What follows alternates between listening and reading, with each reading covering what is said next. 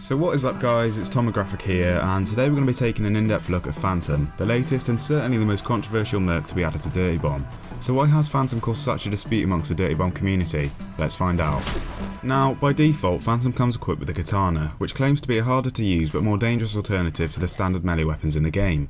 Phantom has the ability to use refractive armour, which enables him to use active camouflage, rendering him practically invisible for prolonged periods of time, allowing him to manoeuvre his way around the battlefield going largely undetected by the enemy. Not only that, but his armour can absorb incoming damage, depleting his overshield first before affecting his health. This allows him to take the hit from proximity mines, sniper rounds, and even gives him enough time to react to incoming airstrikes.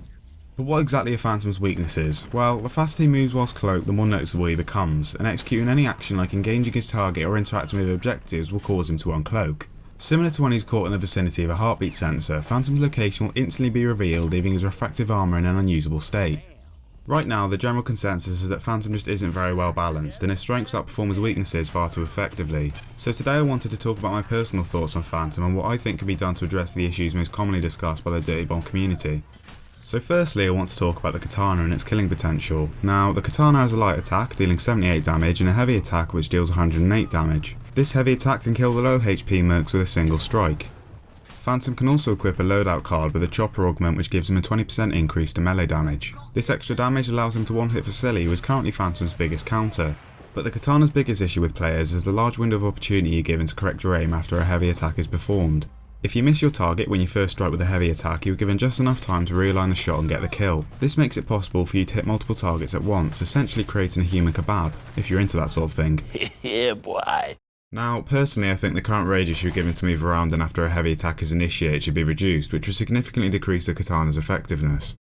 Phantom has never been labelled as a melee class. Players are simply having too much fun using the Katana as a primary weapon without having to worry about ammunition, totally ignoring the fact that Phantom has the option to switch from melee combat to gunplay instantaneously.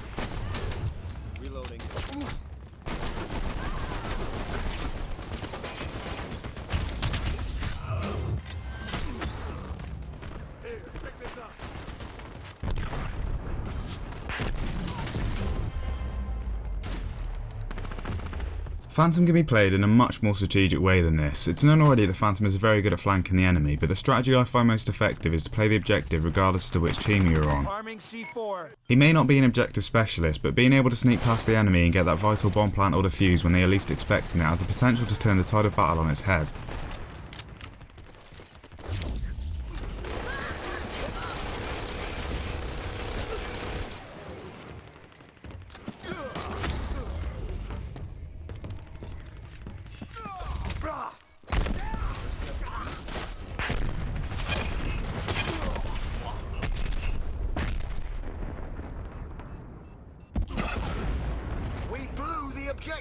The cooldown timer of Phantom's refractive armour is also a hot topic amongst the community. The current time between usage is set at just 6 seconds, which is a very short wait time for an ability so effective. Of course, Vasily can interrupt this ability, but the best counter to Phantom is yet to make his way into the game. And I say his because this counter is an entirely new merc called Red Eye. His ability allows him to use thermal vision, making Phantom's job much more challenging and making him an easier target to detect. Unfortunately, the most popular strategy when using Phantom doesn't require a whole lot of thought, but it pays off extremely well. In my personal opinion, it's not that Phantom is overpowered at all, it's the fact that the kamikaze strategy is far too rewarding for players to want to learn a better way to contribute to their team while still playing as this merc.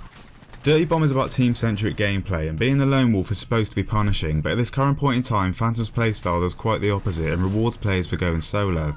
Now, it has been confirmed that in the next update, Phantom is going to receive some balance tweaks along with a host of other bug fixes and improvements to the game.